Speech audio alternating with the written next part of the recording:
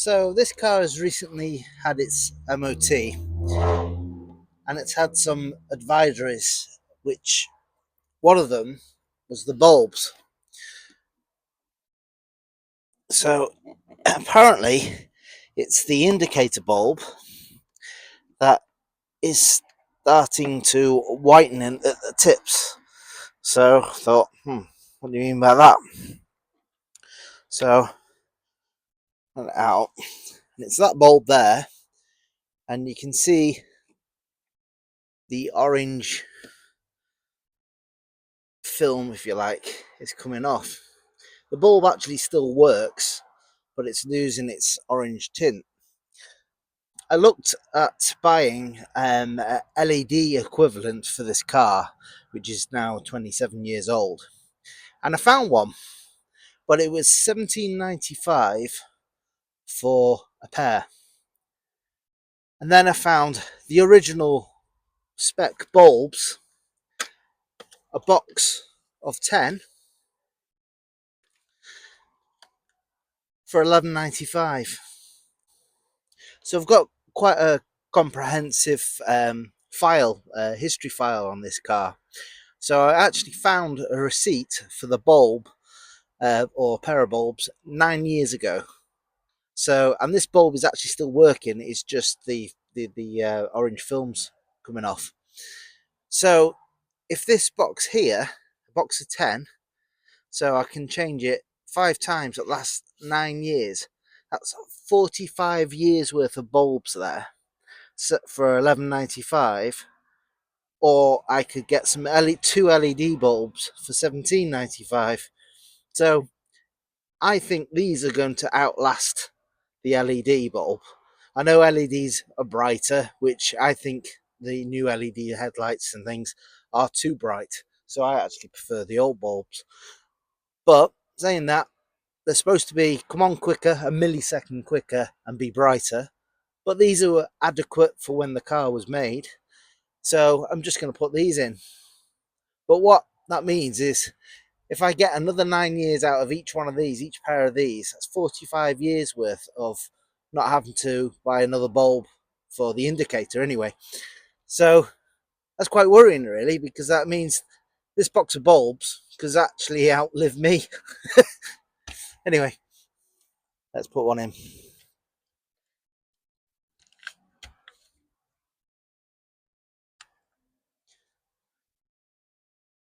Fits lovely. So same on this side.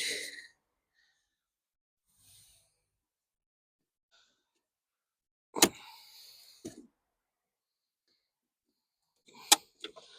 bit tighter. And there. That bulb's, this one's even worse. You can see that. Am I holding it right? Compare it to the new one. So let's put this in. For some reason this one don't go. There we go. Right. So you're gonna wait there and I'll test it. Let me know if it comes on.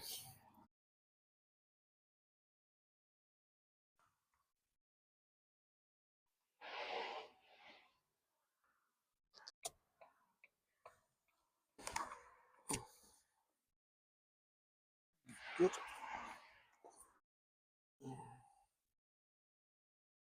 Good. So both sides working.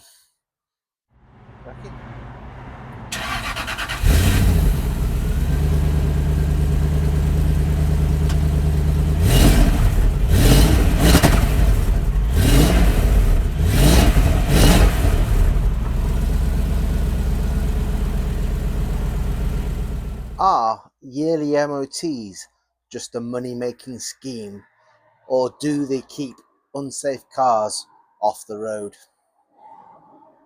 So every year, millions of us in the UK fork out around £35 to £55 for an MOT test, only to be told that the wiper blades aren't up to scratch or the tyres are 1 mil shy off the legal limit. But does this ritual actually make our roads safer?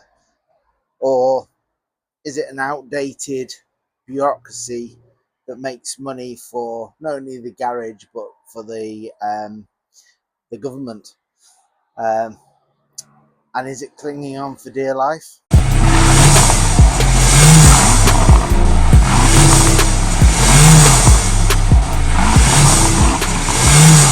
So do you think that the classic car MOT and tax exemption should be lowered from 40 years to 35 or 30 years?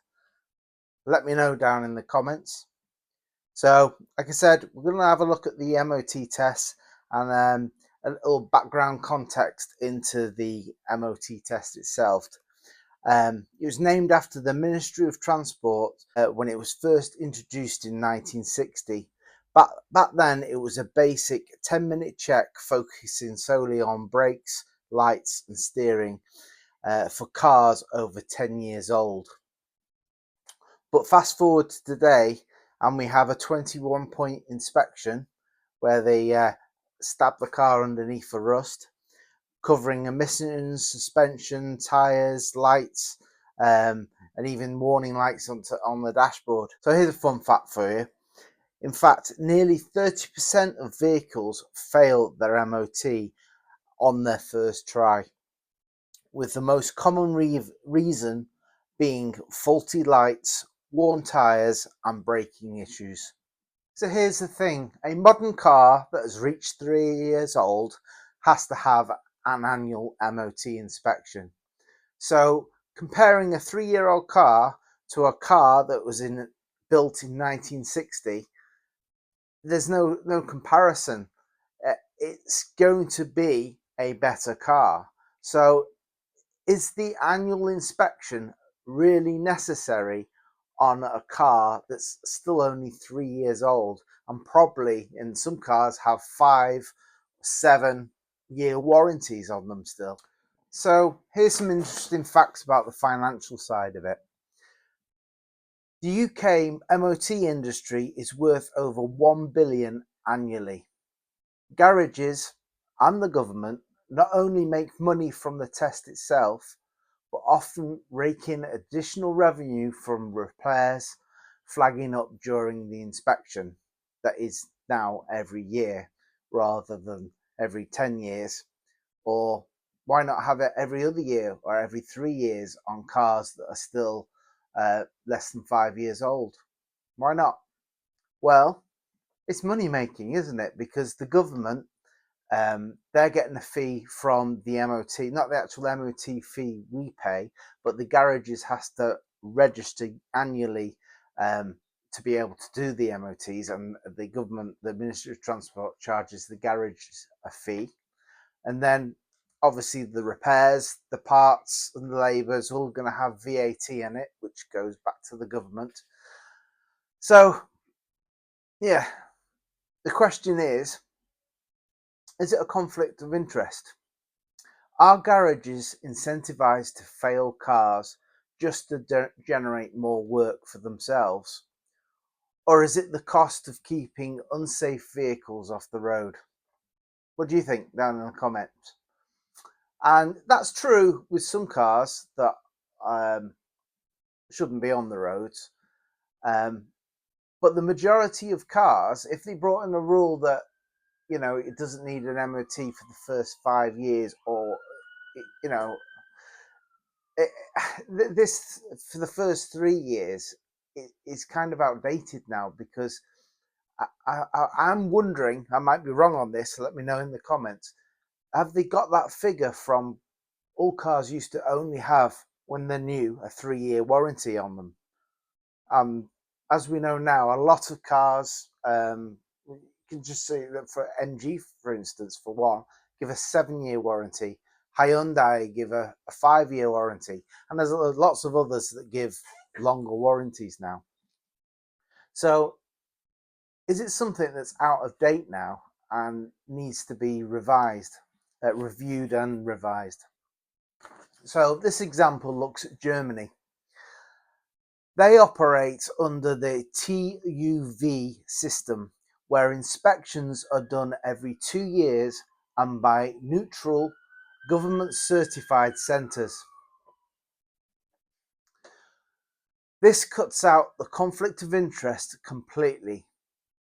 Could that work in the UK? Let me know in the comments. Well, I think so. I mean, there are just MOT centres around. You can go like to council MOT centres and get your car MOT'd. But if they fail you, you're going to have to get your car transported from the MOT centre to a garage. That's the downside of that. Next, we look at technology and reliability. Modern cars come with advanced driver assistance systems, ADAS, automatic emergency braking, lane keeping tech, and stability control, all designed to reduce accidents. Plus, with fewer moving parts in EVs, some argue the risk of mechanical failure is lower than ever. So here's a question for you. If technology is reducing the risk of accidents, do we really need annual MOTs for all cars? Like I said earlier, it needs a review really. Or could we switch to a biannual model like other countries? I think we could. Or like I said, a 5-year rule. Or when the warranty expires, you know, if your car's got a 7-year warranty, then it needs its first MOT. So as it stands now, any cars that are 40 years or over are exempt from having to have an MOT test certificate. But should that be lowered? Like I said before, should it be lowered to, well, this actually says 10 to 15 years old, year old cars. Maybe that's a bit too young, but certainly I think 30-year-old cars, or maybe older cars that are 10 to 15 years, every other year. What do you think about that? Or is that going in the wrong direction? Should newer cars only be every other year? Let me know what you think down in the comments. So, like I said before, aren't older cars more prone to mechanical failure? Would extending their test intervals actually put more unsafe vehicles on the road? So here's an interesting fact that Germany, France and Spain have an MOT-like test every 2 years, but their recorded accident rates are much lower than the UK. So it doesn't really show that the MOTs are preventing accidents in this country when compared to those countries. Is the MOT test outdated itself by technology? Could the car just report back via all its computer gadgetry back to a test centre? Big brother again watching us on that one, so I don't particularly like that idea, using telematics to monitor car health digitally.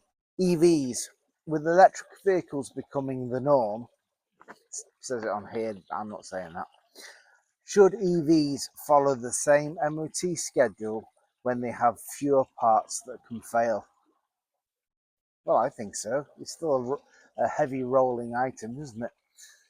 So what's the verdict? Are annual MOTs still essential in 2025? Or are they the outdated system that needs an overhaul? Should we switch to biannual system, giving older cars exemptions, or maybe overhaul the entire system to match today's technology? Drop your thoughts in the comments.